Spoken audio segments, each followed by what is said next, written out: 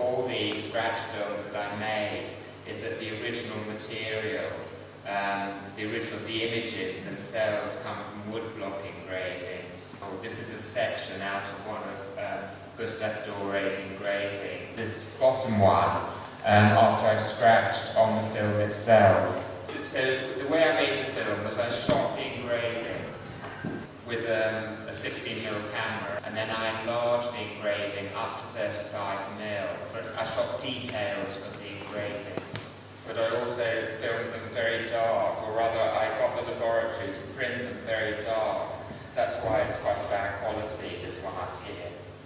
And then by scratching over this dark image, I used the image in the film itself as a guide, and at the same time, by scratching it, I completely removed the image, so you don't see the photographic image underneath.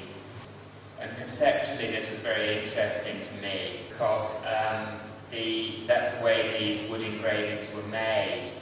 So it was kind of like making the equivalent of a woodblock engraving in film.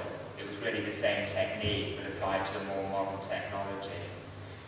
And so the next thing to deal with was colour, because colour film stock is made up in layers of colour, so it's possible by scratching through the film stock to get these different colours coming through. You probably see when a film's projected and it has a scratch in it, it's green. It's scratched through lightly, you get a dark green, because the colour layers in film are magenta on top, and then blue, and then yellow. So as you scratch away the red, and the blue and yellow colours in the film stock make green.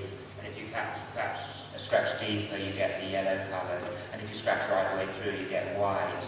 The blue colours, I'll show you here on this little piece here, the blue colours are obtained by scratching into another kind of film stock. I was making a story about someone going into hell, and you obviously need other colours for hell. You know, you can't just do it with blue and green. This was the solution. Make a negative copy of the woodblock engraving.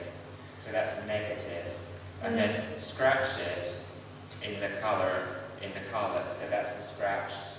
You can't see too clearly, but that's green. And that's the print of it. Purple and red have come from this range, from beginning working in negative, scratching in negative, which is very weird.